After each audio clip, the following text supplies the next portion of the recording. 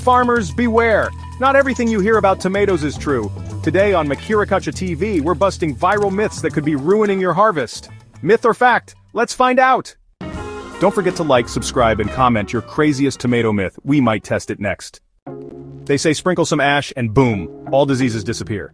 But is ash the real MVP or just dusty lies? Ash helps a little with pests like cutworms and soil acidity, but for serious fungal or bacterial diseases? Nah, it's not a cure-all. Epsom salt is rich in magnesium, good for chlorophyll and fruit development. But does it sweeten tomatoes like candy? Growth? Yes. Sweeter fruit? Not really. Sweetness depends on variety and sunlight, not Epsom fairy dust. Myth busted. Lunar farming sounds cool, but does the moon really bless your tomatoes? There's no scientific proof the moon improves yield, but hey, if it boosts your mood, maybe that's the real magic. Myth unproven, but fun to try.